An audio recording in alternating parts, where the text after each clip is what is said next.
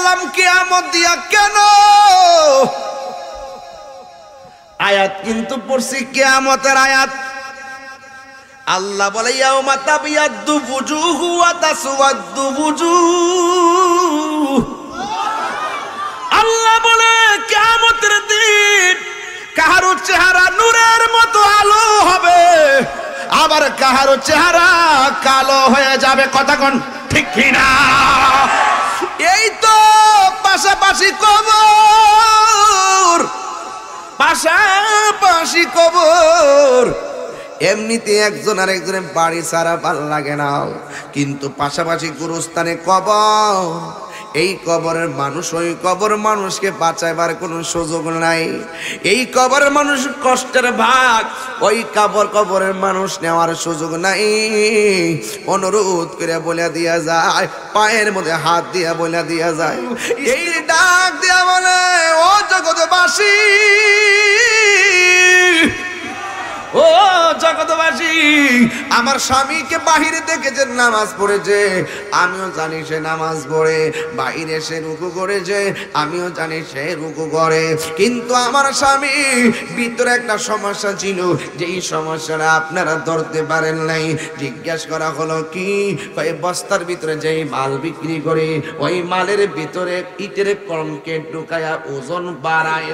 বড়য়ে পাতা গরম জলে শুয়ায়া মশারির তলে, বড়ই পাতা গরম ঝোলে,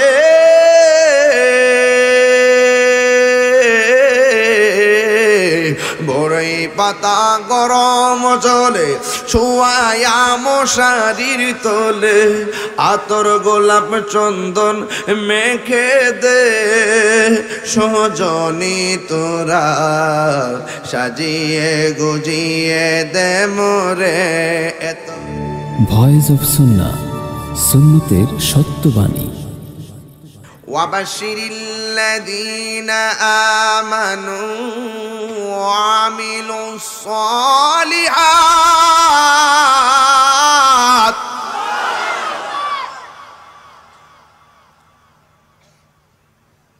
আন্না লাহুম জান্নাতিন তাজরি মিন তাহতিহাল আনহার।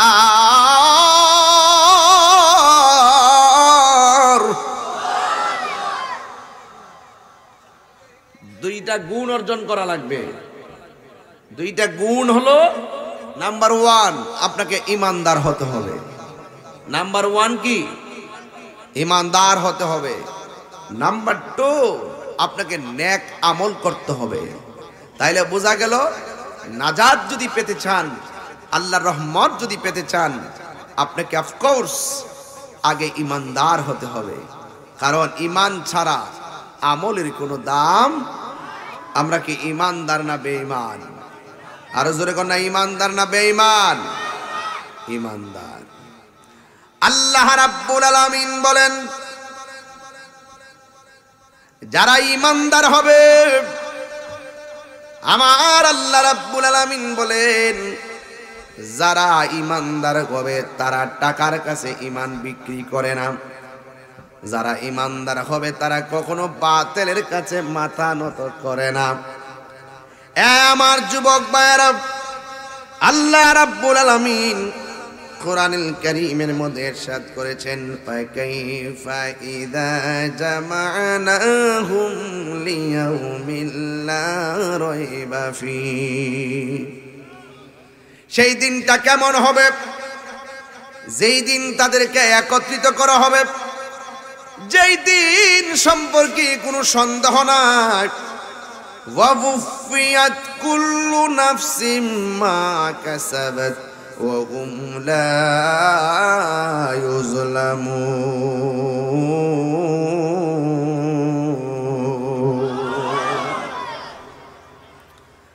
আল্লাহ রাব্বুল আলামিন বলেন, সেই দিন প্রত্যেককে তার কৃতকর্মের প্রতিদান পূর্ণভাবে প্রদান করা হবে।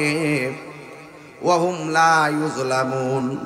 সেই কঠিন ময়দানে তার উপরে কোনো জুলুম করা হবে না। যুবক ভাইরা আমার, আমি বলেছি দুনিয়ায় তাইকা আখিরাতকে ব্যাত করা লাগবে। কারণ বাড়ির পাশে আলো লাগাইলে আলো আসবে, ধান লাগাইলে ধান আসবে, ভুট্টা লাগাইলে ভুট্টা আসবে। যদি আমি ওই জমিনের ভিতরে সরিষা লাগাই, সরিষা আসবে। যদি কিছুই না লাগাই, কিছুই আসবে। ইন্নাকা লা তাজনি মিনাশ শাওকিল ইনাব, আঙ্গুরের গাছ থেকে কাঁঠালের আশা করা যায় না গো। যেমন করে আঙ্গুরের গাছ থেকে কাঁঠালের আশা করা যায় না, মাটির উপরে তাইকা পচা বীজ লাগাইলে যেমন করে গাছ ওঠে না, ঠিক এমন ভাবে পৃথিবীর কোন মানুষ জমিনের উপরে চলাফেরা কইরা আল্লাহর সঙ্গে নাফরমানি কইরা, নবীর সঙ্গে নাফরমানি কইরা, এবং আমার আল্লাহর ওলিদের সঙ্গে নাফরমানি কইরা, সুদ খাইয়া ঘুষ খাইয়া কবরের নিচে গেলে জান্নাতের গালিচা পাওয়া যাবে না। যদি আপনি কবরে জান্নাতের গালিচা পাইতে চান, জবানটা খুলে বলুন ইবাদত হবে একজনের। জবান খুলে বলুন তিনি কে? এই আওয়াজে মানি না, জবান খুলে কোন তিনি কে? এই জন্য আমার যুবক ভাইয়েরা, ওই আল্লাহ রাব্বুল আলামিন বলতেছেন, কোরআন শরীফ পড়লে কি খারাপ লাগবে? শান্তি লাগে না বাজান? মাশাআল্লাহ, এই তো যুবকরা অনেক পরিবর্তন হয়ে গেছে। আল্লাহু লা ইলাহা ইল্লাহু ওয়া লা ইয়াজমা'আন্নাকুম ইলা ইয়াউমিল কিয়ামাতি লা রাইবা ফীহি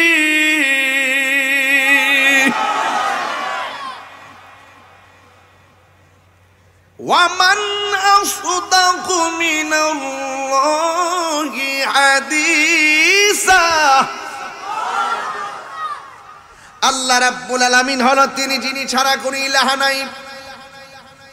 তিনি হলেন তিনি যিনি তোমাদেরকে একটা ময়দানে একত্র করবে। ময়দানের নাম হলো হাসরের ময়দান। ওয়া মান আসদাকু মিনাল্লাহি হাদিসা, আল্লাহর চাইতে পৃথিবীতে আর সত্যবাদী কে হতে পারে? সেই রব আমাকে একটা কোরআন দিয়েছেন। এই পথে চললে তুমি জান্নাত পাবে, এই পথে চললে তুমি জাহান্নামে যাবে। এখন আপনারা বলুন, আমরা কি জান্নাতের রাস্তা চাই নাকি জাহান্নামের রাস্তা চাই? এ দুনিয়া ছেড়ে চলে যাব একদিন। সবাই এ দুনিয়া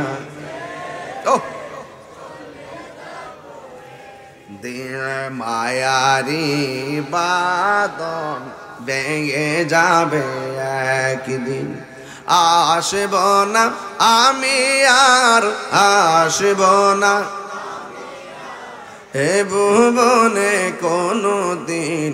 এ দুনিয়া ছেড়ে চলে যাব একদিন।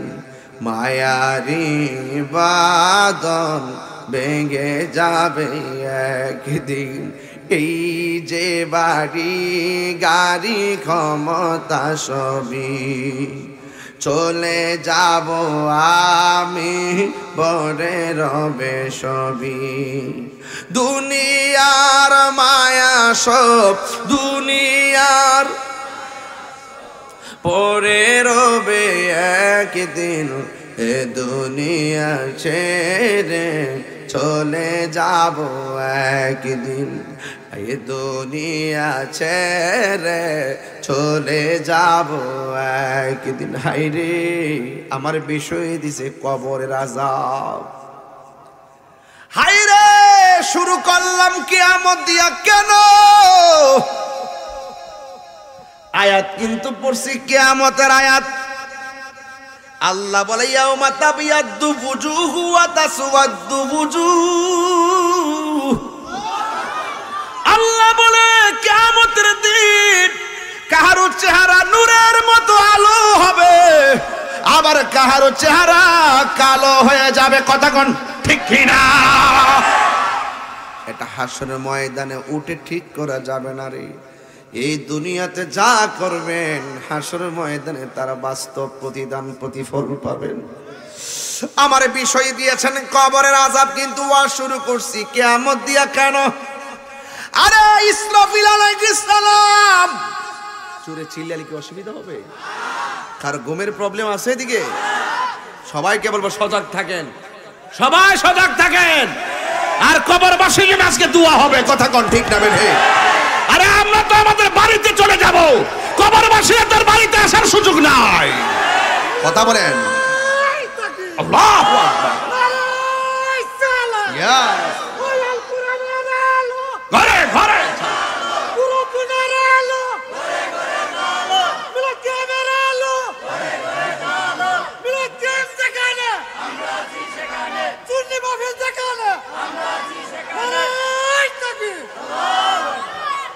এখন বলবেন হুজুর ওয়াজ দিছে কবর আযাব কিয়ামত দিয়া কেন শুরু করলেন?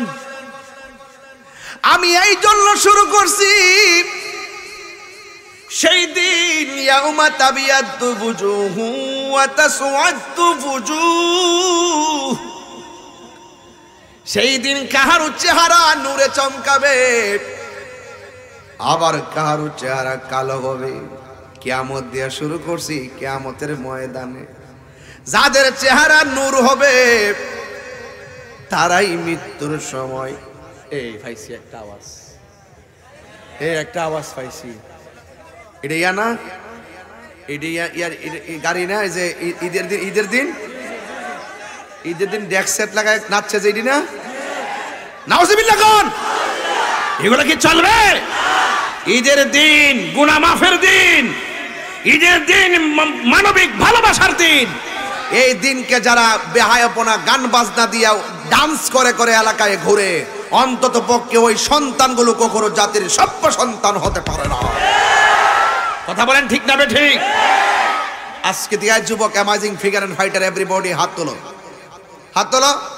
আজকে থেকে ওয়াদা করো, আজকে থেকে ওয়াদা, ডিজে পার্টি চলবে, এই ট্রাক দিয়া পিকআপ দিয়া ডেকসেট লাগায়া নাচানাচি চলবে, নাচানাচি চলবে। যুবক ওয়াদা করছো তো ইনশাল্লাহ? ওয়াদা করছেন ইনশাল্লাহ?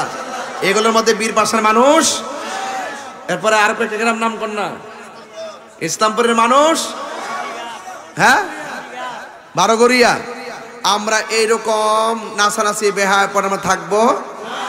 আল্লাহ না করুক এই উপরের যে বাজনার তালে তালে ড্রাইভারও নাচে, কোন সমাজে নাচতে নাচতে গিয়ে খাদে গিয়া পড়ে। কথা কোন ঠিক না বেটি? এমন তথ্য কি আপনারা পাইতেছেন না? বাইক দিয়া হুট করে অ্যাক্সিডেন্ট, সিনজির অ্যাক্সিডেন্ট। আপনি কি মানে অ্যাক্সিডেন্টটা এমন হয়ে জায়গা একমাত্র অধৈর্য হওয়ার কারণে। কথা কোন ঠিক না বেটি? কেউ যখন বেহায়া অস্থির গান দিয়া যখন ঈদুল ফিতর একটি পবিত্র দিনকে গান দিয়া বরণ করে, নষ্টামি দিয়া বরণ করে, নাচানাচি ঠিক না বেটি? এই শয়তানদের সাথে আমাদের কোনো সম্পর্ক। আজকে অন্তত পক্ষে ডিজি পার্টিতে গেছেন এমন একটা ছেলে হাত তোলেন। হুজুর আমিও গেছি, এদিকে হ্যাঁ ওট ওট কইছি মন ফলাইছ তো, ওই ফলাইছস কি লেগা? আর যাইবি? ঠিক আছে যাক, অসুবিধা নাই।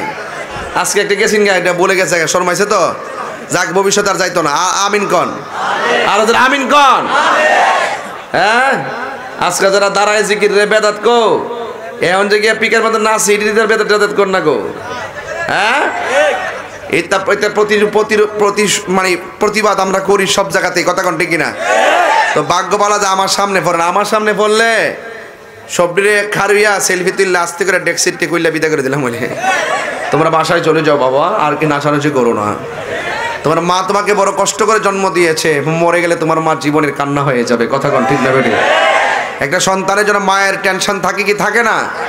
তাহলে এই বেহায়াপনার মধ্যে আমরা থাকতে চাই? মনে থাকবে ঈদুল ফিতর ঈদের দিন ডেকসেট লাগাইয়া পিকআপ উইটটা এলাকা এলাকা ডান্স দেওয়া যাবে? হাত তুলে বলা যাবে? কেন? হারিয়ে যাব একদিন আমি, রব নয় ভুবন চিরদিন, বড় হারিয়ে যাব রব নাই ভুবন চিরদিন। ক্ষমা করে দিও তোমরা আমায়, বলো তোমরা আমায়, ভুল করে তাকি যদি কোনো দিন হারিয়ে যাব আর নাই ভুবন চিরদিন। একটু খেয়াল করেন কোথায় যেতেছি, বাসে বাগানে বা গোরস্থানে হয়তো দিবে মোরে কবর। সবাই বাসে বাগানে এ হয়তো দিবে মোরে কবর, তোমরা আমায় যাবে ভুলে রাখিবে না জানি কোনো খবর। পড়বে কি মনে আমার কথা, ফেলবে কি অস্ত্র কোনো দিন হারিয়ে যাব একদিন আমি রব নাই ভুবন চিরদিন। বলো ও মাশাআল্লাহ, দিন ক্ষমা করে দিও তোমরা আমায়, বলো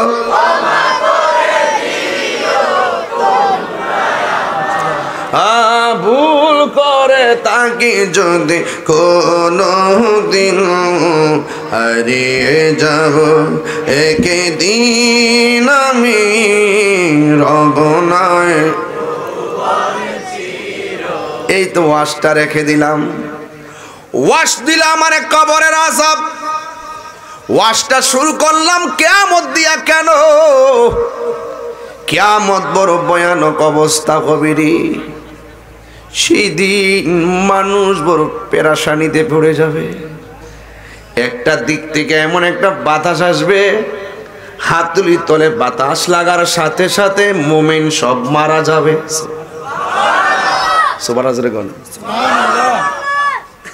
এমন একটা হাওয়া আসবে, দাজ্জালকে শেষ করার পর, ইয়াজুজ মাজুজকে শেষ করার পর দুনিয়ার জমিনে যত মুমিন থাকবে সেই দিন তাদের বগলের নিচে একটা বাতাস লাগবে। সুবহানাল্লাহ কয় না রে?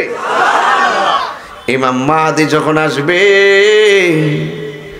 ঈসা পয়গম্বর আসবে, একটা বাতাস এক সময় হাতুড়ির তলে লাগবে, লাগার পরে একসাথে সব মানুষ মারা যাবে। কিন্তু সব কথাগুলো যারা মারা যাবে সেখানে কোনো মুনাফিক থাকবে না, সব মুমিনের দল দুনিয়ার থেকে একসঙ্গে বিদায় হয়ে যাবে।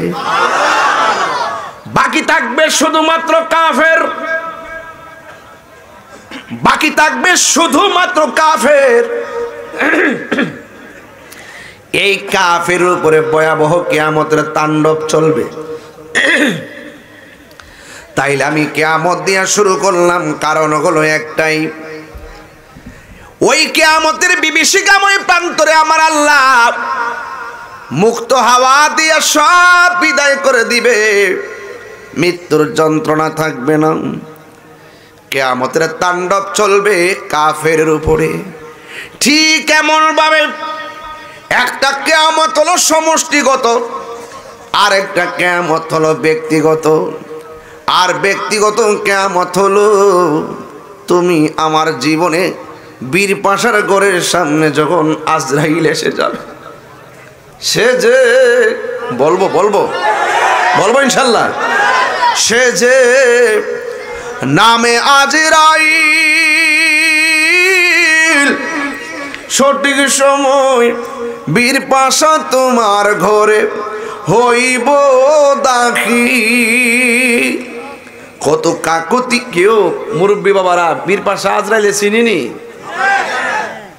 একবার এখন না বলে, আরে বেটা আপনার দাদারা নিচে না, আমরা দাদির নিছে না, তাই গেছে না, খালি দরতামে না পারছি না। হ্যাঁ, খালি দরতাম পারছি না। বলেন বলেন, কাজে লাগবো। সে যে নামে আজরাইল, সঠিক সময় তোমার ঘরে হইব দাখিল। কত কাকতি মিনতি করবা তুমি, রেহাই পাবে না। আজরাইলা শিলে কারো কফিয়ত চলবে না রে মানুষ, কফিয়ত চলবে। দিলটা নরম করে দিন বাবা। ঈদের দিন গেছে, অনেকের মারে সালাম করে ঈদে যাইতে পারেন নাই, ওরা বাঁশ বাগানে শুয়ে আছে। কথা কন ঠিক কিনা? তোবা নামক গাছটি আছে, পাতায় পাতায় লেখা আছে মানুষের হায়াত। সেই পাতা রিয়া পড়লে, সেই পাতা রিয়া পড়লে মতের নিশানা। আজরাইলা শিলে কারো কফিয়ত চলবে না রে মানুষ, কফিয়ত চলবে না। সুবহানাল্লাহ বলবেন না? মিনহা খলাকনাকুম ওয়া ফিহা নুঈদুকুম। পারেন না আয়াতগুলো? বলেন। মিনহা খলাকনাকুম ওয়া ফিহা নুঈদুকুম ওয়া মিনহা নুখরিজুকুম তারাতান উখরা। আল্লাহ রাব্বুল আলামিন বলেন, এই মাটি থেকে তোমাকে সৃষ্টি করা হয়েছে, এই মাটিতেই তোমাকে দাফন করা হবে, এই মাটি থেকেই তোমাকে উলঙ্গ অবস্থায় একটা ময়দানে ওঠানো হবে। সেই ময়দানের নাম হলো হাসরের ময়দান। যুবক, কবরে যাওয়ার আগে মৃত্যু। আরে মৃত্যু, আপনার দাদা চলে গেছে, যেই অনুষ্ঠান করে বিদায় দিয়েছেন। আপনার বাবা চলে যাওয়ার সময় একই অনুষ্ঠান করেছেন। এই প্রথম নম্বর অনুষ্ঠান, মারা যাওয়ার পরে মাইকিং করেছেন। 2 নম্বর অনুষ্ঠান, বড়ই পাতার গরম জল দিয়া গোসল করাইছেন, বড়ই পাতার গরম জল করেছেন। 3 নম্বর অনুষ্ঠান, কাফনের কাপড় কেটে ভিতরে ঢোকাইছেন। 4 নম্বর অনুষ্ঠান, মসজিদের খাট এনেছেন। 5 নম্বর অনুষ্ঠান, লাইন ধরে আমাকে বিদায় দেওয়ার জন্য দাঁড়ায় গেছে। 6 নম্বর অনুষ্ঠান, কবরে আমার নামায়া দিছে। 7 নম্বর অনুষ্ঠান, বাঁশগুলো দিয়ে, চাটাইগুলো দিয়ে আমারে সুন্দর করে জন্মের মতো বিদায় দিয়ে দিবে। আমি তাহিরি যখন মারা যাইব, ও বীর বাসার আব্বা, প্রথম গ্যালারিতে যেই মানুষটি বসে আছি, জানি না 50 বছরের ভিতরে এরা থাকি কিনা। আমি তো দেখতেছি এখানে 100 বছরের ভিতরে একটা লোক দুনিয়ায় থাকার অবস্থা দেখি না। অনেক লোকই তো কবরে চলে যেতে পারি, সারা জীবন আমরা কবরে পড়ে থাকবো রে আব্বা। যুবক, মসজিদের এলান হলে আমরা সবাই যদি কেউ শুনে একটি সুখ সংবাদ, নাম শুনবার আগে আমরা পড়ি ইন্না লিল্লাহি ওয়া ইন্না ইলাইহি রাজিউন। সবাই পড়েন ইন্না লিল্লাহি ওয়া ইন্না ইলাইহি রাজিউন। চিৎকার মেরে কি আল্লাহু আকবার বলা যাবে না? কত মানুষের মৃত্যুর সংবাদ শুইনা পড়লেন ইন্না লিল্লাহ, একটা বার কি পাবেন না আপনি মরলো কেউ পড়বে ইন্না লিল্লাহ। কত মানুষের মাইকিনে এলান শুনেছেন, আপনি কি একবার চিন্তা করেন না আমি মারা গেলেও আমার এলান হবে। এই জন্য বাবা বুড়া বয়সে মরবে কথা এমন নয়। এই যে মুরব্বীটার সঙ্গে বহুত মুরব্বী কবরে চলে গেছে, এই মুরব্বীর জীবনে দেখেছে অনেক পোলাপান দুনিয়া থেকে বিদায় হয়ে গেছে।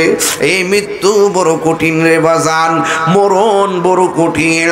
জীবন্ত বকরি গায়ে থেকে চামড়া তুললে যেমন কষ্ট হয়, ঠিক এমন ভাবে বকরি গায়ে থেকে চামড়া তুললে যেমন কষ্ট হয়, ঠিক এমন ভাবে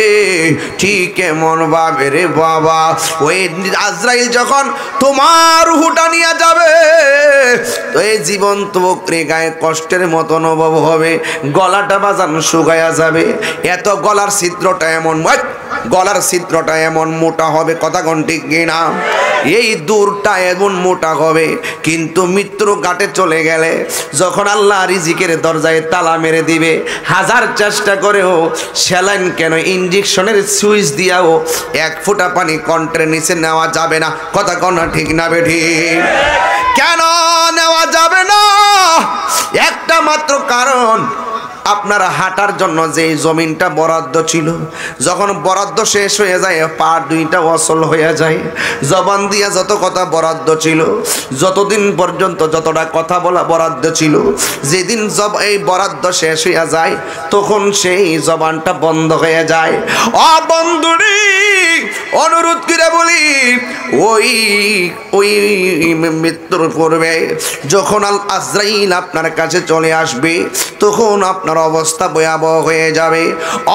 বন্ধু, আল্লাহ রাব্বুল আলামিন কোরআনে বলে দিয়েছেন, কাইফা তাকফুরুনা বিল্লাহি ওয়া কুনতুম আমওয়াতান ফাআহইয়াকুম সুম্মা ইউমীতুকুম সুম্মা ইউহয়ীকুম সুম্মা ইলাইহি তুরজাউন। পৃথিবীর মানুষ, কেমন করে তোমরা আমি রবকে অস্বীকার করবে? তুমি ছিলা মুর্দা, জবানটা খুলে কোন জিন্দা বানাইবার মালিককে। এই জন্য আমার আপনারে সুন্দর করে গোসল দিবে। এই জন্যই তো আমি মাঝে মাঝে বলি, সাজিয়ে গুজিয়ে দে মোরে সজনী তোরা, সাজিয়ে গুজিয়ে দে মোরে, সাজিয়ে গুজিয়ে এসো জনি তোরা, সাজিয়ে গুজিয়ে দে মোরে। বড়ই পাতা গরম জলে, ওয়াজ মিলেনি ওয়াজ মিলেনি। বড়ই পাতা গরম জলে শুয়ায়া মশারির তলে, বড়ই পাতা গরম জলে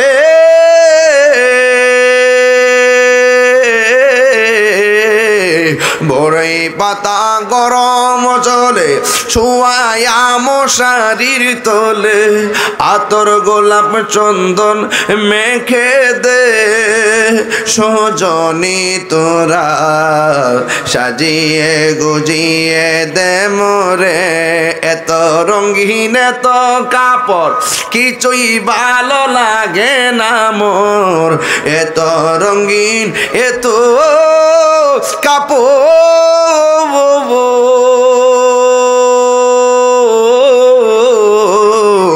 এত রঙিন এত কাপড় কিছুই ভালো লাগে না মোর।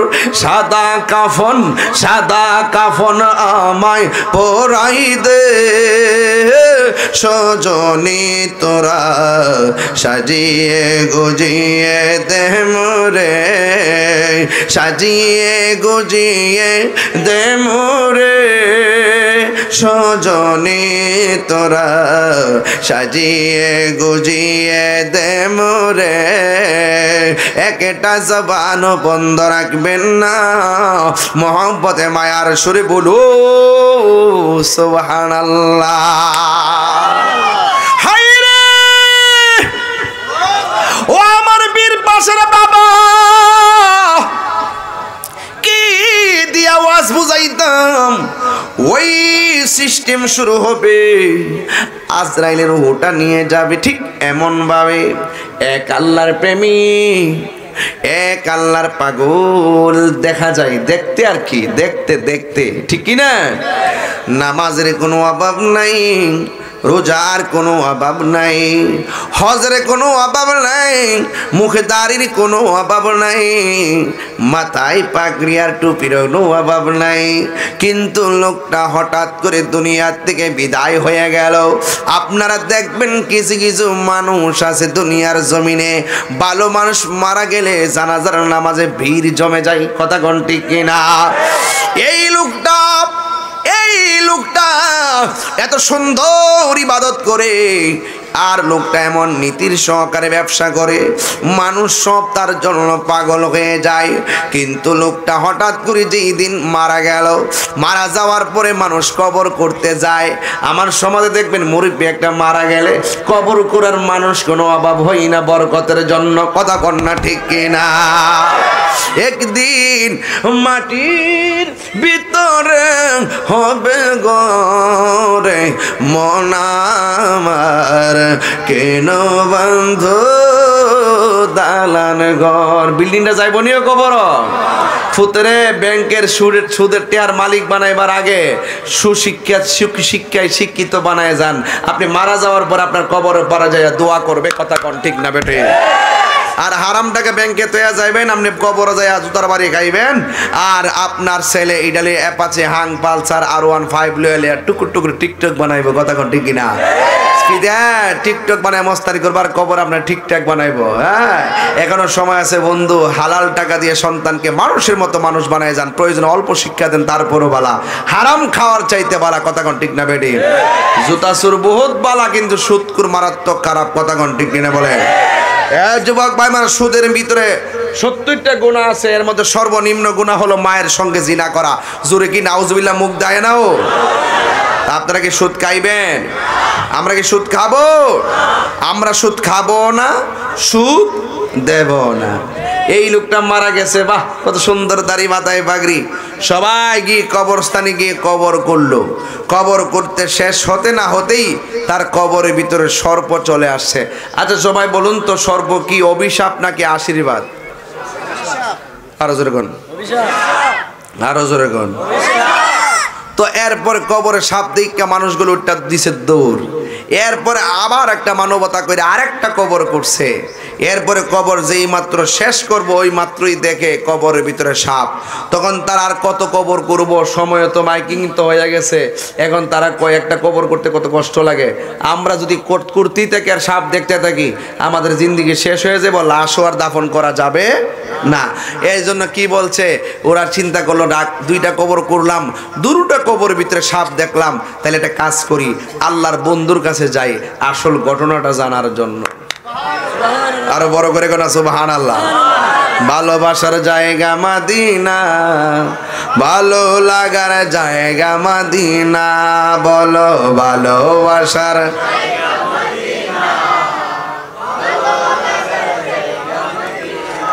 এত সুন্দর জায়গা কোথাও দেখিলাম, এত সুন্দর জায়গা কোথাও দেখিলাম, সাজিয়েছেন দয়াল রব্বানা, সাজিয়েছেন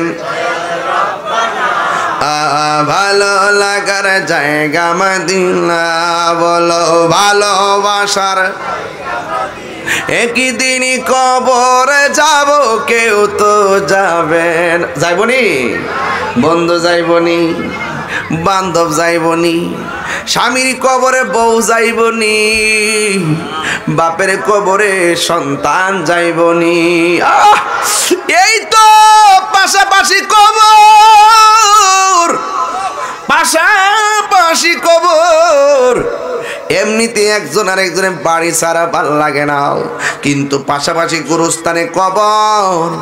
এই কবরের মানুষ ওই কবর মানুষকে বাঁচাইবার কোনো সুযোগ নাই। এই কবরের মানুষের কষ্টের ভাগ ওই কবরের মানুষ নেওয়ার সুযোগ নাই। অনুরোধ করে বলে দিয়া যায়, পায়ের মধ্যে হাত দিয়া বলে দিয়া যায়, এই লোকটা যেই মাত্র মারা গেছে, ওই মুহূর্তে তারা কবর করেন না, লোকে ওইটা দৌড় মারছে। এত কত ভালো মানুষটা কবরে দৌড় মারছে রে বাবা।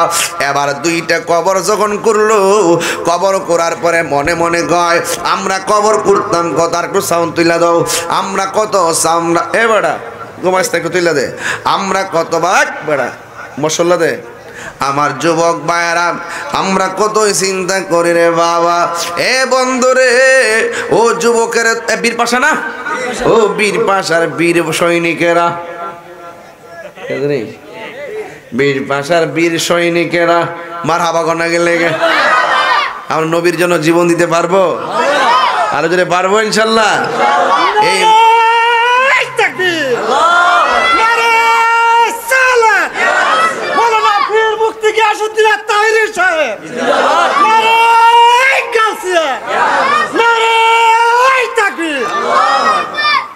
মারহাবা জোরে গন, আরো জোরে আলহামদুলিল্লাহ। খুশি না বেজার? তাহলে ইনশাল্লাহ আমরা যা শুনছি তা আমল করবো তো ইনশাল্লাহ। বাহ, চমৎকার, অনেক সুন্দর মানুষ। Thank you, thank you. একটু যত্ন রাখেন শরীরে। আলহামদুলিল্লাহ কোন, আরো জোরে আলহামদুলিল্লাহ কোন। বাজান, ও বাজান, কেউ মারা গেলে খবর করতে যাইবেন, সহযোগিতা করবেন, একটা কোদাল কূপ দিয়ে সহযোগিতা করবেন। কেউ মারা গেলে গোসলটা করাইতে যাইন, প্রয়োজনে পানিটা গরম করে দেন, নাইলে পানিটা আগুয়ে দিন। বাইরে আমি যদি যাই, আমি যদি করি, আমার বেলাও করব, কথা কন ঠিক কিনা কন, ঠিক কিনা কন। আপনি চেষ্টা করবেন, আপনি কইরা যান, আপনি যা কইরা যাবেন তাই পাইবেন, দুনিয়া তো পাইবেন, আখেরাত তো পাইবেন, কথা কন ঠিক না ঠিক? এই লাল শার্ট বাবা যান, কোথায় যান আপনি? এই শোনেন, এদিকে যান, এই যে যান, কই যান? বন বন বন, আরে একটু বাইতে ফরিতা পরে বন, বুঝে বুঝালে। বাবা যান, বাবা যান, আমি কি প্রতিদিন আসতে পারবো? বীর পাশা অনেকদিন পরে আসছি না বাজান, আমি কি প্রতি বছর আসতে পারি? এই যে দাওয়াতটা যে ঈদের দিন দিছি, ওই আরেকটা যেতেছে রে, মনটা করে গেছ রে আজকা। জল ভাই কিছু লাগবো? আরে শুনেন, একটা কথা বলি, এই যে একটা বাজে গেছে, আল্লাহ না করুক বাইরে, কখন যে বিপদ আসে কোন জানা, কথা কোন ঠিক না? তো আজকে যাওয়ার সময় একটু বোমো এক জায়গায় দিয়ে ফাই কিনা বাড়ে ফাই আলো পরে লাইভ দিয়া দেশবাসীরা জানাই দিয়া করে অক্ষরে কেসি দিয়া চল্লি কেটে দেব।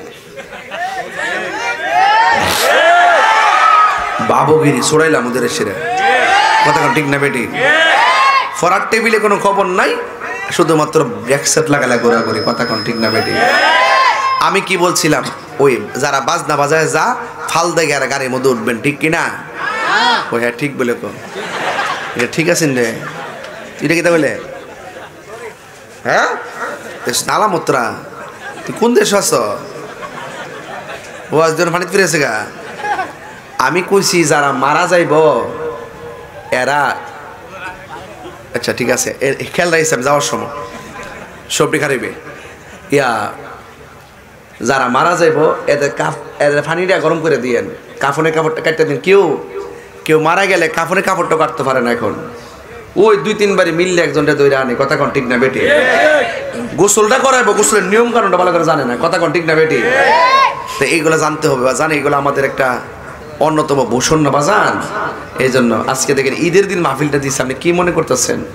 ঈদের দিন মাহফিল দেওয়া ব্যাপার সেবার আছে, বীর পাশার মানুষ কাম একটা করছেন। বৃষ্টি আছে রে, আলহামদুলিল্লাহ, এমন নুন পাগলা আরেকটু বাড়াই ওয়াস, অসুবিধা দেবো আরেকটু বাড়াই দিই, আর কি আরেক ঘন্টা জানবার বাদ সমস্যা, এরপরও আর 5 মিনিট চলবো ইনশাল্লাহ। আচ্ছা হ্যাঁ হ্যাঁ ঠিক আছে, আরো 2 ঘন্টা। হ্যাঁ রাহুল ঠিক আছে, ওই যে এই সরকার, এই সরকারি লোক একবার ফাইকারি করে দিস না। আল্লাহ ও আল্লাহ, একটা জিকির হইব তো, সুদ খাইবেন ইনশাল্লাহ।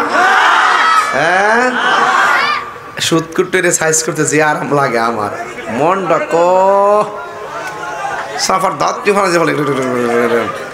সুদ করে সমাজে কোনো সর্দারি চলবে না, সুদ করে মসজিদে ইমামতি চলবে না, সুদ করে বক্তাগিরি চলবে না, সুদ করে পিশাবগিরি চলবে না।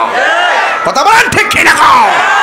অ্যাকশন অ্যাকশন, হাত তুলে বলতে হবে অ্যাকশন অ্যাকশন। সুদখোরের বিরুদ্ধে, ঘুষখোরের বিরুদ্ধে অ্যাকশন অ্যাকশন। ইসরায়েলের বিরুদ্ধে, ইসরায়েলের বিরুদ্ধে ঠিক আছে। বাইরে আমার কত হইল, যে লোকটা 5 ওয়াক্ত নিয়মিত নামাজ পড়ে নবীর পাগল, হে যদি মাছ মারে ইডইব মসজিদের সভাপতি। আর কোটি টিহার মালিক, টিহার মালিক কইলে মসজিদের সভাপতি হইতে পারতো না। এটা আমার পরিষ্কার কথা, কথা কোন ঠিক না বেটি? আপনি সুদের থেকে টেহা, সুদ করতে থেকে টেহা হলে মসজিদে টাইলস লাগাইবেন, চলবে না। আপনি কি করলেন? টাইলস লাগাই দিয়ে গেলেন, এই টাইলসটার উপরে মানুষের সেজদা করবো না, একটু হিসাব করেন। কিন্তু হিসাব করে চললেন, সবার টাকায় মসজিদে কাজে লাগায়েন না। প্রয়োজন আমি আম গাছে তোলে নামাজ পড়বো, তারপরে সুদ করে টেহা মসজিদে লাগাইতাম না। কথা কোন ঠিক না বেটি? একটা লোক হাত তুলে কেন, হুজুর আমি সুদ খাইতাম আর খাইতাম না, কোন ও আগে খাইতাম আর খাইতাম না, কোন নাই? মাশাআল্লাহ, এই একটা এলাকা পাইলাম, ও এই একটা এলাকা পাইলাম যে সুদ খায় না। হ্যাঁ, কারা কারা সুদ খান হাত তোলেন। ওই আরে এই বেড়া, তুই তো ওয়াজ বুঝ না রে। আরে বেড়া রে বেড়া, কি হবে বেঁচে থেকে বলবো? কি হবে? Action action. সুদখোরের দুই গালে কেমন দিলাম? আবার এই সুদখোররা সবাই মিলে আমার বিরুদ্ধে মামলা করে, এইগুলোরে আমি ভয় পাই না। আমি আমার মতামত বলি নাই, আমি আল্লাহর আইন বলেছি। কথা কোন ঠিক কিনা? সুদে হারামের মধ্যে কোনো আরাম, হারামের মধ্যে কোনো আরাম। কৌদুর সুদের ব্যাপারে এত ওয়াজ করেন, ঘুষের ব্যাপারে কিছু কর না। হ্যাঁ, আর রাশি ওয়াল মুরতাশি কিলাহুমা ফিন্নার। যে বাটপারে ঘুষ খাইবো, যে ঘুষ দিব, দুইটাই জাহান্নামের আগুনে জ্বলবে। কথা কোন ঠিক কিনা? আমরা হালাল খামো। শুনেন, যারা কোটিপতি বিলিয়ন মিলিয়নের মালিক, এরা দৈনিক 11 বার খায়। ঠিক কিনা? ঠিক বুঝি? খবর নেওয়া দেহ, সকালে রুটি, রাত্রে রুটি, দুপুর বেলা চাইলে ভাত খা, আবার 11 বেলা। হেরা খাওন আরো কম। কথা কোন ঠিক না বেটি? তো যারা কোদাল দিয়ে মাটি কাটে, হেরাও 3 বেলা, আর যারা কোটিপতি হেরাও 3 বেলা। তো হয়তো বা হেরা প্রত্যেক বেলায় গরুর গোশত, এরপরে হ্যাঁ মাংস করে না, খাসির গোশত বলবা। কোন সময় মাংস শব্দ বলবেন না, মাংস বলা ঠিক না, গোশত বলবেন, গোশত বলবেন। এক বেড়া গোশত বলবেন, ঠিক আছে? তো 8 প্রকারের খাবার দিয়ে সুদ করে ভাত খাইলো, ঠিক আছে? আর যে হালাল খায়, সে শুটকির ভর্তা দিয়ে ভাত খাইলো। দেখবেন যে 8 প্রকার দিয়া খাইছে, হেরা ঠেলা মারলে হইয়া জায়গা। আর যেটা শুটকির ভর্তা দিয়া খায়, এটা শরীরটা কিন্তু একটা ভাব আছে। কথা কোন ঠিক না? আমরা আম্মা যখন ফাড়ার মধ্যে ফালাইয়া, গরম পাটি যখন মরাইয়া জরা বানাইয়া দিত, দেখে লুল পড়তেছে রে। আরে বেটা তুই চিপবার অরস কেলে কেমন দিতে দিতে বলতো। এই যুবক ভাই, আমার ঘুমটা যাইতেছি না কিছুটা হালকা একটু। আমার ওয়াজের কিন্তু বিরতি আছে, এগুলো হলো বিরতি। আর এটারে কাটতে নিয়ে তোরা ছেড়ে দিস আল্লাহর রাস্তে। ইউটিউবারটি তোরা ফাড়ত ধরে আর স্যার বরাক বাস খাইছি। কথা কোন ঠিক না বেটি? আমি হালাল পন্থায় ঘুম ভাঙ্গি, এটারে বানাইছে এরা ফানি। কথা কোন ঠিক কিনা? এই জন্য যুবক ভাইরা, সুদ করে কি আমি চুমা দিয়ে কথা বলবো? বাবা জান, আপনি আমার প্রতি রাগ করেন না, আবার কই না যে হুজুরে সুদ করে এমন ভাবে করা ঠিক হয়েছে না। বাবারে, আমি আপনারা বলতাম চাই, সুদ খাইয়া যতই খান বাজান, একদিন তো কবরে যাওয়ার লাগবো। কথা কোন ঠিক না বেটি? একদিন কবরে যাওয়ার লাগবো নি বাজান? লাগবো। এই জন্য যুবক ভাইরা আমার, আমরা হারাম খাবো। ওই লোকটা দেখেন কি সুন্দর ফাগরি, কি সুন্দর নামাজ, এত সুন্দর মুখটা মারা গেছে। আর কবরের ভিতরে অনেক মানুষ গিয়ে কবর করছে, কবরটা করা শেষ হইলে কবরে সাপ দেখা যায়। দ্বিতীয় আরেকটা কবর করছে, এটা তো সাপ দেখা যায়। তৃতীয়বারের মধ্যে তারা বলতেছে, করি কবর করতে অনেক কষ্ট লাগে, করুম কত আর সাপ দেহুম কত, একটা কাম করে। লোকটা তো আল্লাহওয়ালা ছিল, কেন যে তার কবরে সাপ আয়া পড়ে। তবে একটা কাজ করবে, আরেকটা কবর করার আগে আল্লাহর বন্ধুর কাছে যায়, উনি যে ফাইসালাটা দেয় এটা আমল করুম। আল্লাহর বন্ধুরা যায়, হে আল্লাহর বন্ধু, আমাদের এক কলিগ মারা গেছে, সে অনেক নামাজ পড়তো, রোজা রাখতো, তার মুখে দাঁড়িয়ে ছিল, ভালো ব্যবসা করতো, কিন্তু আমরা 2টা কবর তার জন্য করছি, 2টা কবরের ভিতরে সাপ দেখতে পেলাম। এরপর এখন আমরা এই সাপ দেখা লাশকে দাফন করি নাই। এই জন্য আমরা এখন কি করব, আপনার কাছে একটা মতামত বা সিদ্ধান্ত বা পরামর্শ নিতে এসেছি। এবার আল্লাহর বন্ধু ডাক দিয়ে বলে, শোনো, তোমরা 2 কবর করেছ, 2 কবর করেছো, 2 কবরের ভিতরে সাপ, 3য় কবরের মাথায় আমি বলতে চাই তোমরা 3য় কবরটা করবা। সাপ যদি দেখো সাপ সহকারে দাফন করবা, না দেখলে সুন্দর করে দাফন করে দিবা। ইন দি মিন টাইমে তারা ওই কথা শুননা কবরটা সুন্দর করে করছে। এমন সুন্দর কবর আর সাপ দেখা যায়। এই দিক দিয়ে লাশ আসলো জানাজার মাটি।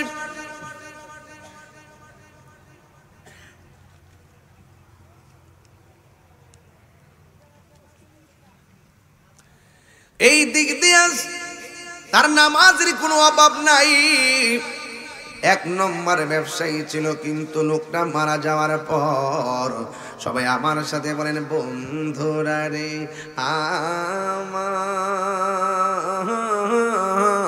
আমার, ও বীর পাশের বাবারা। এবার তিনি ডাক দিয়ে বলেন, আমরা কবর করা শেষ করলাম, জানাজার ময়দানে গিয়ে জানাজা পড়লাম, লাশটারে কান্দে লই, আল্লাহু আকবার জোরে হবে, লাশটারে কান্দে নিয়ে যখন কবরের পারে আসলাম গো,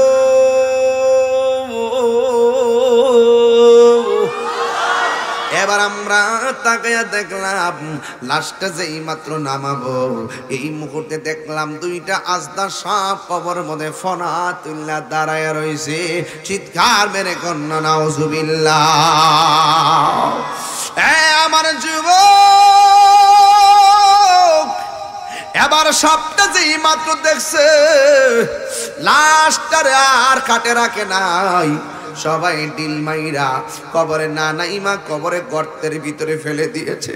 যেই মাত্র ফালায় দিছে, সাপে তারে পেস মারছে, আর তার উপরে মাটি চাপা দিয়া হাটে ঘাটে বাজারে একটাই সুর, এই লোকটা নামাজ পড়তো, এই লোকটা রোজা রাখতো, এই লোকটা এত ভালো মানুষ ছিল, কিন্তু লোকটার কবরে দেওয়ার আগে 3বার দেখলাম সাপ এসে গেছে। কারণটা কি রে বাবা? এই লোকটার তো কোনো দিন আমরা এই গুনাহ করতেও দেখি নাই। যুবকেরা দল, এবার অনেক মানুষ বলতেছে, শুন শুন, আজকে আমরা হয়তো বাহিরের রূপটা তার দেখেছি, আল্লাহ তো কাহারও চেহারার দিকে তাকায় না, আল্লাহ তাকায় তার অন্তরের দিকে। আমরা দেখেছি সে নামাজ পড়তো, আমরা দেখেছি সে রোজা রাখতো, আমরা দেখছি সে ভালো ব্যবসা করতো, আমরা বাহিরে দেখছি। এছাড়াও তো তার একটা পারিবারিক জীবন আছে, সে ব্যক্তি হিসাবে কেমন, সে তার স্ত্রীর কাছে গেলে আসল খবর পাওয়া যাবে।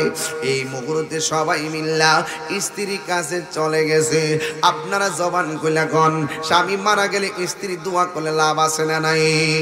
হাদিস শরীফের মধ্যে আসছে, কোন স্বামী যদি মারা যায় আর স্ত্রী যদি আল্লাহরে বলে, আল্লাহ আমার স্বামীটা বড় ভালো মানুষ ছিল, আল্লাহর হাবিব বলেন আমার আল্লাহ তাকে জান্নাত দিয়ে দিবে। স্ত্রী যদি মারা যায়, স্বামী যদি বলে, আল্লাহ গো আমার স্ত্রী বড় ভালো ছিল, আমার আল্লাহ স্বামীর কারণে ওই স্ত্রীটারে জান্নাত দিয়া দে।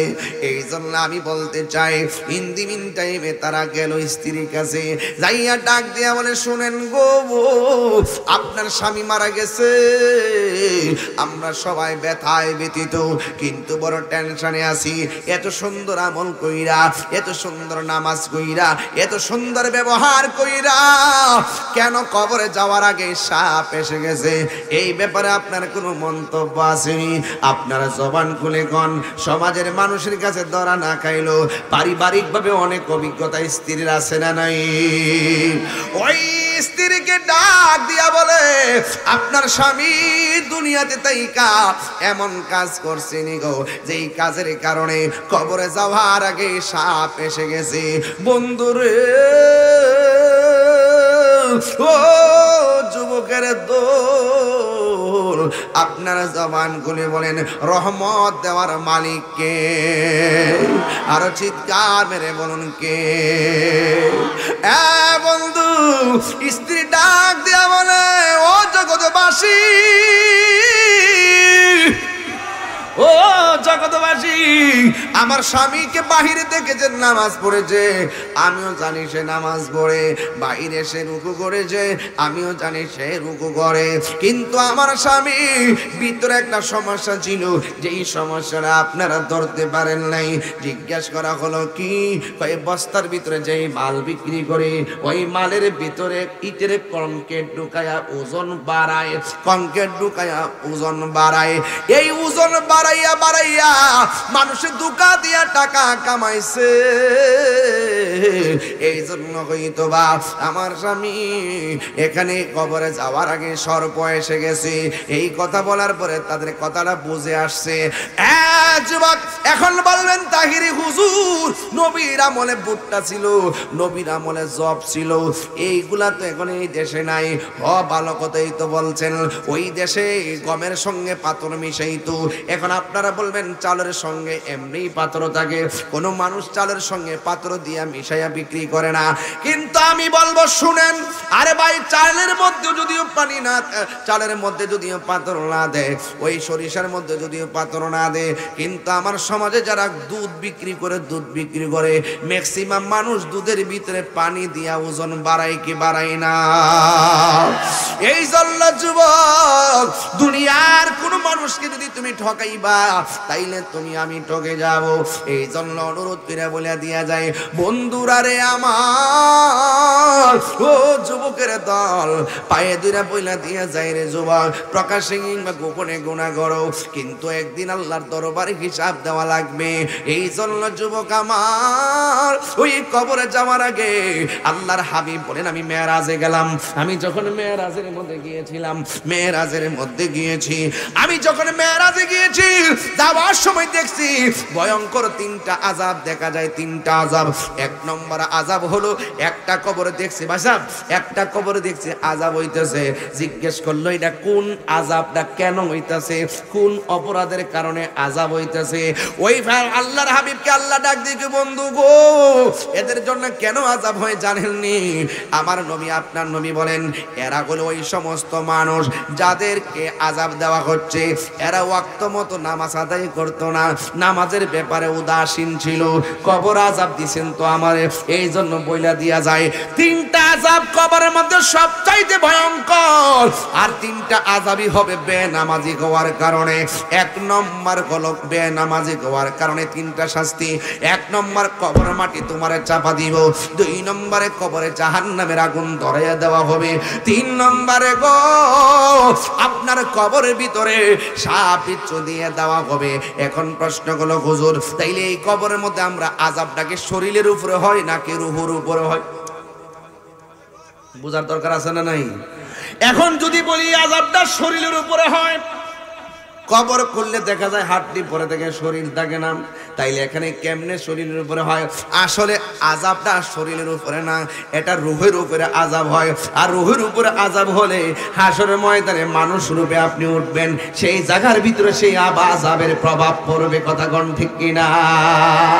আগুনে পইরা মারা গেছেন, আগুন থেকে একদিন বেরিয়ে আসবেন, মাছে টুকরাইয়া লাশ খাইয়া ফেলাইছে, আল্লাহ আবার জিন্দা বানাইয়া ফেলাইব। আপনারা জবান খুলে করেন, জিন্দা মুর্দার মালিককে। আল্লাহর হাবিব বলে, বেনামাজির জন্য তিনটা শাস্তি। এক নম্বর, কবর মাটি চাপা দিব। দুই নম্বরে, কবরটা ছোট করে চাপা দিব। দুই নম্বরে, কবরে আগুন ধরাইয়া দেওয়া হবে। কি মনে করে গুরুস্থান এলাকাতে আসেনি রে বাজান? কোন দিকে বাজান? একটু খেয়াল করে দেখেন, পাশের ঘরে আগুন ধরে, আরেক পাশের ঘরের মানুষ মাল সামানা ধরে সরাই আনে। গতকালই তো মনে হয় প্রাণ কোম্পানিতে আগুন লাগছিল। চিপস, প্রাণ চিপস না, প্রাণের চিপসে আগুন, ইদানিং আগুন বেড়ে গেছে বাইরে। কবরে যে আগুনটা ধরবে, আজকে তো ওই প্রাণ কোম্পানিতে আগুন লাগার পরে কি আসছে? ফায়ার সার্ভিস আসছে কি না? আগুন নিভাবের লেগে আসছে, আর আপনি গুরুস্থানে খবর নিয়ে দেখেন দাউ দাউ করে আগুন জ্বলতেছে। না পারে তারা বলতো, আমরা না পারি খবর নিতাম, আমাদের কোনো কিছু করারও নাই। এই জন্য বাজান, কবরে জিন্দিগি বড় কঠিন একটা জিন্দিগি। এই জিন্দিগি থেকে আপনি যদি উদ্ধার হইতে চান, ওই যে দুইটা গুণ আপনার অর্জন করতে হবে, একটা হলো ঈমান আর একটা হলো আমল। কথা বলেন ঠিক কিনা বলেন? তাহলে আজকে থেকে আওয়াজ করে, আজকে তো ওয়াজ করতেছি কবরে আযাব, তাইলে আজকে থেকে আরেকটা কথা কইয়া যায়। রসুল একদিন কবরের পাশ দিয়ে যাইতেছে, রসুল দেখতেছে দুইটা কবরের মধ্যে আযাব হচ্ছে। রসুল বলছেন তোমরা দুইটা খেজুরের ডাল নিয়ে আসো। খেজুরের ডাল নিয়ে আসছে। রসুল এই দুইটা কবরে দুইটা ডাল গেড়ে দিয়ে বললেন, যতক্ষণ পর্যন্ত এই গাছের ডালগুলো কাঁচা থাকবে ততক্ষণ পর্যন্ত এই কবর আযাব মাফ করে দেওয়া হবে, কবর আযাব লঘু করে দেওয়া হবে। তা আমি প্রশ্ন করতে চাই, রসুল কবর উপর থেকে কবরের নিচে দেখার ক্ষমতা আছে না নাই? আরো জোরে আছে না নাই?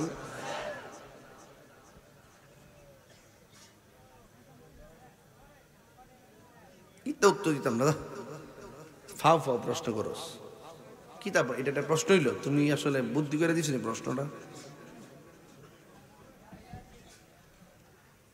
একটা দিছে, এখানে এখানে সমাজের চোখ রাখলে দেখা যায় পুরুষ থেকে মহিলা বেশি সুদ খায়।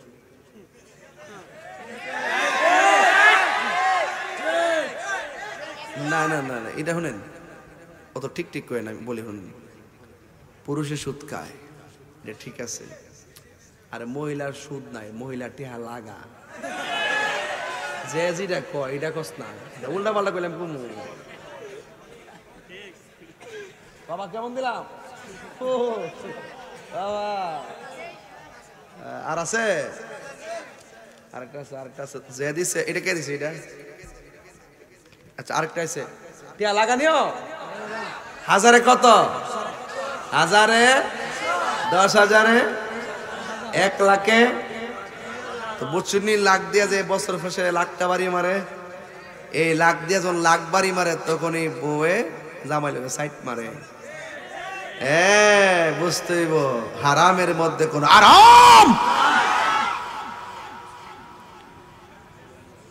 ওই দিন শুনতেছি এক মহিলা বলে গাঞ্জার ব্যবসা করে, দেশটাকে দেশ আছে। আফসুস লাগে তাদের জন্য। আল্লাহ হেদায়েত করে, কামিন কর না কি লেগে। তুমি জীবন তুমি মরণ, আধার ঘরে, শেষ শেষ বলেন, তুমি আপন তুমি জীবন তুমি মরণ, আধার ঘরে।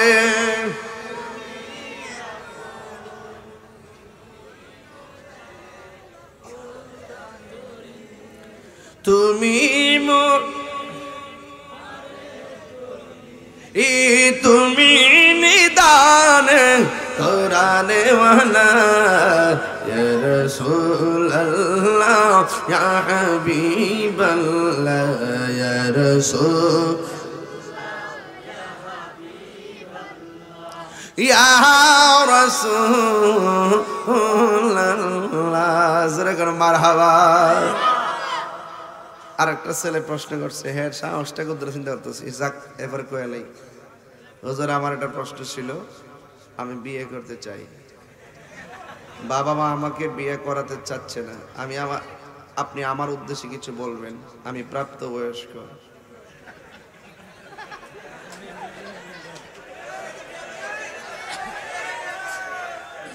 আচ্ছা ছেলেটা কি এখানে আছে? কই ছেলেটা? কই এটা? কই জামাই? কই আছে কেউ? আচ্ছা আমরা ছেলেটা আনতেছি, যদি কোনো তাহে আপনার মধ্যে কেউ তাহে মেয়ে থাকলে আমি জামাটা দেখাই দিই, আপনারা একটা মেয়ে থাকলে রেডি করেন। তুই বিয়ে হইতে করতে এদিকে যাসগা, ওই দেখ জায়গা জায়গা জায়গা জায়গা জায়গা দেখছেন, এই জায়গা জামাই জায়গা রে, আসলে জামাই অচল অচল। কথা কান ঠিক কিনা? শোনো এই ছেলে শোনো, না না এটা দিছে ভালো করছে। তোমার মা তোমাকে, তুমি কি করো, তোমার প্রফেশন কি, তোমার তোমার ইয়া কি বলে এটাকে, ইনকাম সোর্স কি? তোমাকে তো বউ পালতে হবে, ঠিক কিনা? মনে হয় তুমি টিকটক, মনে হয় তুমি বাউরুন্ডি ঘুরো, এই জন্য বাপ্পা মনে করতেছে বিয়ে করার পরে মেয়েটা আমার উপরে ফালাই দিয়ে আবার যাইব গা। এই জন্য মা বাপ ডরাইতেছে, তুমি কাজ করো, নিজের পায়ে দাঁড়াও, ইনশাল্লাহ তোমাকে বিয়ে করাবে। কথা কোন ঠিক না বেটি? তবে তোমাকে বলবো এইরকম প্রশ্ন তুমি দিবা না। আরেকটা আসেন, আরেকটা উত্তর আছে।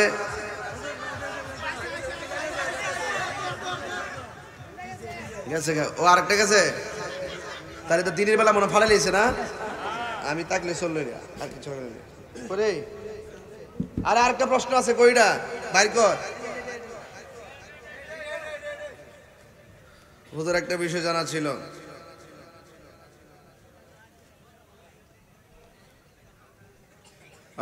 আসসালামু আলাইকুম হযরত, একটা বিষয় জানার ছিল আপনার কাছ থেকে, ঠিক আছে? হযরত আমির মুআবিয়া রাদিয়াল্লাহু তাআলা সাহাবী মানে না অনেকে, ওনার সম্পর্কে অনেক বাজে মন্তব্য করে, এই বিষয়ে আপনার কাছ থেকে কোরআন হাদিস থেকে জানতে চাই।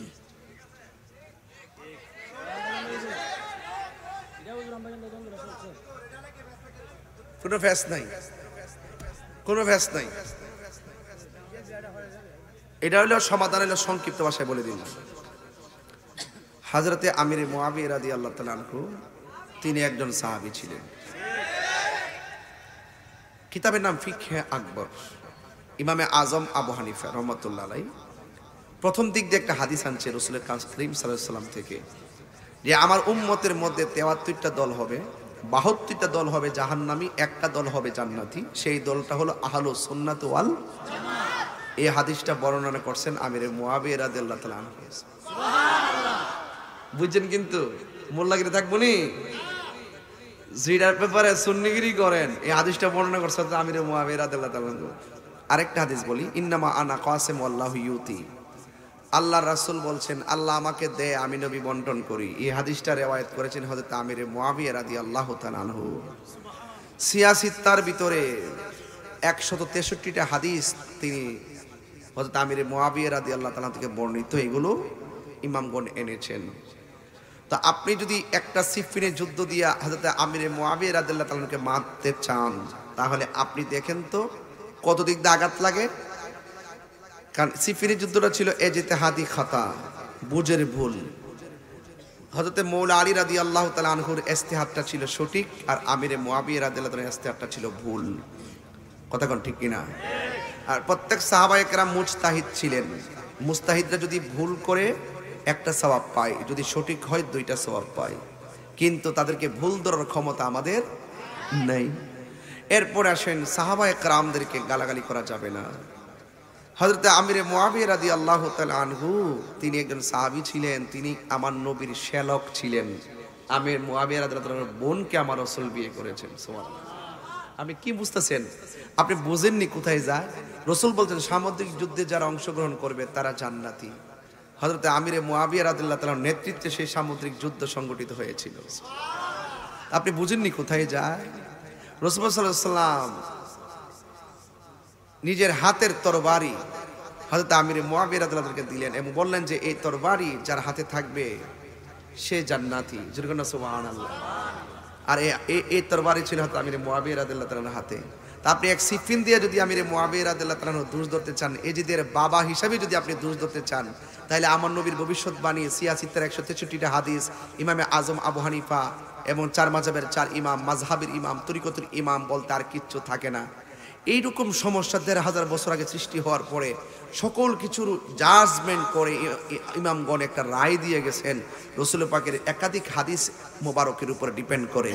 এই জন্য যেটা মীমাংসিত বিষয় সেটাকে টেনে এনে যদি আপনারা এখন বিভাজন সৃষ্টি করতে চান, তার মানে বুঝতে হবে ডাল মে কুছ কালা হ্যায়। এরা শুধু আমির মুআবিয়া রাদিয়াল্লাহু তাআলার বিরোধিতা করে না, এরা আম্মা জান আয়েশা সিদ্দিকার বিরোধিতা করে, এরা উসমান যুন্নুরাইনের বিরোধিতা করে, এরা সব 3 খলিফাকে বিরোধিতা করে। ওরা বলে রাসূল পাক সাল্লাল্লাহু আলাইহি ওয়াসাল্লামের পরে একমাত্র খেলাফতের যোগ্য আর প্রথম খলিফা হওয়ার যোগ্য ছিল হযরত মৌলা আলী।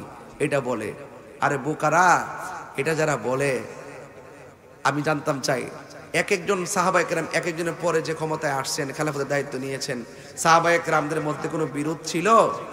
তো তুমি কেন ১,৫০০ বছর পরে বিরোধ সৃষ্টি করতে চাও? আরে মৌলা আলী তুই স্পেশাল, পাক পাঞ্জাতন আমাদের মাথার তাজ, এরা ঈমানের অবিচ্ছেদ্য অংশ। সকল সাহাবায়ে কেরামকে সম্মান করতে হবে। কথা বলেন ঠিক না বেটি? আপনি মাকে সম্মান করবেন। মার কথা বলছে কয়বার? ৩ বার। মার কথা কয়বার বলছে? বাপের কথা বলছে কয়বার? একবার বলার কারণে কি তা বাপের বিরুদ্ধে আপনি অবস্থান নিতে পারবেন? তো এটা বুঝতে হইব। সাহাবায়ে কেরাম, রাসূল করিম আন ইবনে উমর রাদিয়াল্লাহু তাআলা আনহু قال قال রাসূলুল্লাহ সাল্লাল্লাহু আলাইহি ওয়াসাল্লাম ইযা রাআইতুমুল্লাযীনা ইয়াসুবুনা আসহাবি ফাকুলু লানাতুল্লাহি আলা শাররিকুম। রাসূল করিম সাল্লাল্লাহু আলাইহি ওয়াসাল্লাম বলেছেন, যখন তোমরা দেখবে কেউ সাহাবায়ে কেরামদেরকে গালি দেয়, তখন তোমরা সবাই মিলে ওই ব্যক্তির উপরে লানত দিবা তার কর্মের কারণে। এই জন্য যারা সাহাবীকে গালি দেয় তাদের উপরে লানত, আল্লাহ লানত। কথা কোন ঠিক না বেটি? আমি যুগে যুগে দেখছি যারা এইভাবে সাহাবায়ে কেরামের বিরুদ্ধে গেছে, আস্তে আস্তে তারা কি হয়েছে? বিলুপ্তি হয়ে গেছে। আর আহলুস সুন্নাত ওয়াল জামাত ছিল, আছে এবং থাকবে। আহলুস সুন্নাত ওয়াল জামাত কারা? শুনেন, যারা মৌলা আলীকে মহব্বত করে, সাহাবায়ে কেরামকে মহব্বত করে, আহলে বায়াতকে মহব্বত করে, সকল সাহাবায়ে কেরামকে মহব্বত করে, তারা আহলুস সুন্নাত ওয়াল জামাত। যারা মৌলা আলীকে ভালোবেসে সাহাবায়ে কেরামের বিরোধিতা করে, যারা মৌলা আলীকে ভালোবাসে সাহাবায়ে কেরামের বিরোধিতা করে, তারা হলো শিয়া। আর যারা সাহাবায়ে কেরামের তারিফ করে কিন্তু মৌলা আলী রাদিয়াল্লাহু তাআলার বিরোধিতা করে, তারা হলো খারিজি। আমরা খারিজিও না, আমরা শিয়াও না, আমরা সুন্নি। আরো যদি কি আমরা কি সুন্নি? বোঝাতে পেরেছি? তো পণ্ডিতি করেন না, পণ্ডিতি করেন না। আপনারা যারা পণ্ডিতি করেন, ওই বংশং, ওই বিভিন্ন ধরনের জেনারেল শিক্ষিত কিছু সুফি সাধক আছে, এটা বন্ড নাম্বার 2। এগুলো কি? এরা বলে নামাজ লাগে না, এরা বলে কি নামাজ লাগে না। আমরা সমাজের মধ্যে ঢুকছি না, আমরা আজকে দল্লা মাইলে ধরছি না, একটু যাচাই বাছাই করতেছি, দিককালি নাকি ভাই? কিছু লোক আছে না নামাজ লাগতো না, রোজা লাগতো না, আছে না? এগুলা আমরা হেন কিছু ঢুকছে, ওই সুফি ভাব আছে না? কারণ আমার মুরিদ হলে সব জান্নাতি, আমার মুরিদ একটু দুজকে যাইতো না। এই কথা বলার কোনো এখতিয়ার কি কোনো বান্দার আছে? কে জান্নাতি কে জাহান্নামী নির্ণয় করবেন কে? তো এইভাবে যে বলে যে আমার মুরিদ কোনোটা জান্নাত দুজকে যাবে না, সব জান্নাতে যাইব, এগুলা কথা কি ঠিক আছে? এগুলা দান্দাবাজি লাগানো। কি লাগা? দান্দা লাগা। আর দান্দা ওই যে নকল মাল তো চলে বেশি, কথা কোন বুঝেন না? তো এই জন্য কিছু কিছু জেনারেল লোক আছে যারা সুফি সাজে, আসলে সুফি না, সুফি নামে ভণ্ড। সুফি নামে কি ভণ্ড। এরাও ওই বিভিন্ন ধরনের ছন্দ, বিভিন্ন ধরনের ইতিহাস, ওই বানোয়াট ইতিহাস, শিয়াদের বানানো ইতিহাসগুলো পড়ে পয়রা মৌলা আলীর নাম নিয়ে ভান্ডাতনের দোহাই দেওয়ার পরে সাহাবায়ে কেরামের তলে তলে বিরোধী। আমি যেদিন ধরুম, আমি তো জানেন না তোমার হাত ছত্রা, আমি কিন্তু ডাইরেক্ট বলছি, দেখ রে বাবা, যারা ডেলে ঠেলাঠেলি করতেছে এটা কিন্তু সবাই সুন্নি। আমি কইছি বাবা, আমরা নিজেরা দ্বন্দ্ব করতাম না, আয়েন আমরা বয়ে জায়গা বইয়া ওইলে আমারে বুঝাই নিবেন, নাইলে আপনি বুঝা আইবেন। এটার উপর আর কোনো সুন্দর কথা আছে? দ্বন্দ্বটা যখন নিজেরা তাহলে বেশি বাড়াবাড়ি করতাম না। আয়েন আমরা একসাথে বসি বাবা, বৈশাখটা সমাধান করি। আপনারা যে দলিল নাচতেছেন, মনে হয় যেন করে আপনারা একটা ফান্টাতনকে ভালোবাসেন, আহলে বাইতরে ভালোবাসেন। আমরা মনে হয় দেশে রোহিঙ্গা আইছি। আমার জীবনে 22 বছর ধরে ওয়াজ করি, আমার জীবনের প্রথম ওয়াজ হয়েছিল ফান্টাতনের ওয়াজ। আপনারা শুনছেন না? কারবালার ওয়াজ করে বেড়া বেড়ি সব হুতাই লেছে, সোয়ার মানে ভালাই অনৈত্য কান্দে বেড়া বেড়ি সব আছে। কথা কোন ঠিক কিনা? কি জারি আমি গাইছি, গাছের পাতা জ্বরে পড়ছে সকিনার কান্দলে, গিয়েছিল প্রাণের কাশম খারাবালার ময়দানে। গাছের পাতা জ্বরে পড়ছে সকিনার কান্দলে, গিয়েছিল প্রাণের কাশম খারাবালার ময়দানে। ওরে আশার বাসা ভাঙ্গা দিল, আশার হয়েছি দা শয়তানে রে গুনের ভাই রে, আয়ানিল তোমাইকে বলো গুনের ভাই।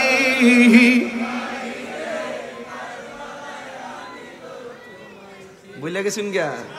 আর আমরা বলি ফান্টাতনের বিরুদ্ধে, আমরা বলি মৌলারের বিরুদ্ধে।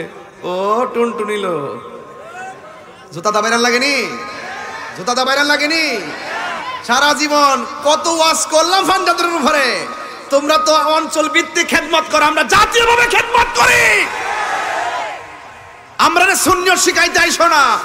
তবে আমরা যদি দৌড়ি, সবারই ভাইয়ের তলে কিন্তু মাটি আছে। ইমান আকীদার প্রশ্নে কাউকে ছাড় দিব না। যারা তলে তলে তলে তলে ইন্ধন দেন সোজা হয়ে যান গা। আমার কাছে সব ডকুমেন্টস কিন্তু আছে। এই জন্য যারা তলে তলে দেন, যারা প্রকাশ্য একটু বেশি নামছে, আমরা তাদেরকে সম্মানের সাথে আহ্বান করছি। ইনশাল্লাহ এটা সমাধান হোক। আপনারা চান কি চান না? আর চান কি চান না? আপনারা কি মনে করেন আমি ফানজাতের বিরুদ্ধে? আমি কি মৌলা আলীর বিরুদ্ধে? আমি দলিলে যা আছে তাই বলছি। আপনার সাথে দলিল থাকলে আপনি দেন। শুধু মুখস্থ কথা বলে চলবো যে মৌলা আলীর বিরুদ্ধে যুদ্ধ করছে আমির মুআবিয়া রাদিয়াল্লাহু তাআলা। হ্যাঁ, মৌলা আলীর বিরুদ্ধে কেমনে অস্ত্র ধরলো? আয় হায় হায় হায়, ও যুবক ভাইয়ারা, মৌলা আলী রাদিয়াল্লাহু তাআলার বিরুদ্ধে যুদ্ধ করেছেন, এটা হলো ইজতিহাদি ভুল ছিল। আপনি কি বুঝেন না? ইমাম হাসান রাদিয়াল্লাহু তাআলা যদি আমির মুআবিয়া রাদিয়াল্লাহু তাআলা যদি দোষী হইতো, তাহলে ইমাম হাসান রাদিয়াল্লাহু তাআলা ওনার সাথে সন্ধি করলেন কেন? তাইলে বোঝা গেল ইমাম হাসান সন্ধি করেছেন, যার সাথে সন্ধি চলে সন্ধি করেছেন, যুদ্ধ করেন নাই। আর ইমাম হুসাইন যার সঙ্গে যুদ্ধ চলে যুদ্ধ করেছেন, সন্ধি করেন নাই। আমি কি বুঝাতে পেরেছি? আপনারা অনর্থক বক্তব্য দিয়ে আপনারা ইমাম হাসানকেও তো দোষারোপ করতেছেন। আপনারা মুখে তো ইমাম হাসানের ওয়াজ বেশি শুনি না। হ্যাঁ, এটার মধ্যে একটা ডালমে কুচ কালা হয়ে আছে যে কেন আমির মুআবিয়ার সঙ্গে সন্ধিটা করলো। এই জন্য আপনারা অনেকে ইমাম হাসান রাদিয়াল্লাহু তাআলাকে দেখতে পারেন না, এমন তথ্য আমার কাছে আছে। কথা কোন ঠিক না বেটি? আছে কিনা বলেন?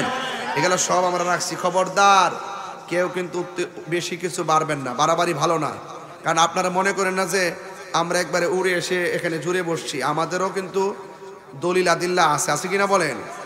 আপনারা যেভাবে হামতাম করার চেষ্টা করেন, এই সময় হামতাম আমরা করবো না। আমরা চাই নিজেদের মধ্যে যদি কোনো দ্বন্দ্ব হয়, এই দ্বন্দ্বগুলো আমরা আলোচনার সাপেক্ষে সমাধান করব। ওইলে আপনি বুঝাই নেবেন। তবে আমি বীরপাশা না, এটা বীরপাশা, কেনা, বুদন্তি, চান্দুরা, মাধবপুর, এরপরে আর কি কোস্তা ইসলামপুর, শয়, হ্যাঁ বেটা বিন্নিঘাট, আমি পুরা মন্তলা থেকে দৈরাস, পুরা নাসিরনগর থেকে দৈরা যারা আছে, যদি কেউ মনে করে যে আমির মুআবিয়া রাদিয়াল্লাহু তাআলা দোষী, আমি বললাম উনি সাহাবী, আপনি যদি বলেন উনি কাফের বা জাহান্নামী, আপনার কাছে আমি 20 লাখ টাকা চ্যালেঞ্জ করে গেলাম। যদি বাপের সন্তান হয়ে থাকেন, 10 দিনের ভিতরে চ্যালেঞ্জটা গ্রহণ করে আমার বাড়িতে ডাকযোগে ভাড়াই দিয়েন। আপনি যেই জায়গায় বলবেন আমি সেই জায়গায় আপনার সাথে বসবো ইনশাআল্লাহ। এটা আমরা আমাদেরকে নিয়ে বুঝাই, আপনি যদি বুঝাইতে পারেন আমাকে বুঝে আপনার দলে নিয়ে নেন, নাইলে আপনারা বুঝাই আমি আমার দলে আনবো। ঠিক আছে ইনশাল্লাহ? আমি জানি এই ভাইরাসি এলাকা ঢুকছে, এই জন্য আমি কয়া দিয়ে গেলাম।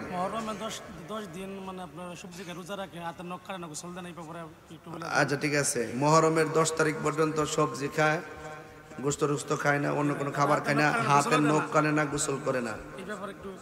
শুনেন, যারা এইভাবে সবজি খায়, অন্য কোনো কিছু খায় না, সবজি খাওয়া অন্যায় না, সবজি খাওয়া। আর যদি কেউ মনে করে যে ওই 10 দিন সবজি খাইতেই হবে, অন্য কিছু খাওয়া হারাম, খাওয়া যাবে না, আর শুনেন না, খাওয়া যাবে না, সবজি খেতে হবে, এটা কোনো এটা অগ্রহণযোগ্য চিন্তা চেতনা। আপনি যে কোনো খাবার খেতে পারবেন। তবে আমরা ইমাম হুসাইন রাদিয়াল্লাহু তাআলাকে সেই মুহররমের 10 তারিখে নির্মমভাবে শহীদ করেছেন। এই বিরহে আমরা অনেকে খায় না। এটা হলো তার তাকওয়া। এটা কি তাকওয়া? যে আমরা এত কষ্ট করেছেন, না ওই না খায়া সুখ করুন, না খায়া আপনি দরদ দেখাইবেন, এটা না, এটার নাম কারবালা না। আমি বুঝতে হবে, কিন্তু না খায়া আপনি দরদ দেখাবেন, এটার নাম হুসাইন প্রেম না। হুসাইন প্রেম হলো ইমাম হুসাইন ইয়াজিদ বাহিনীর সঙ্গে গলার রক্ত দিয়ে ইসলামকে প্রতিষ্ঠা করেছেন। আপনি পারলে রক্ত দেন। কথা বলেন ঠিক না?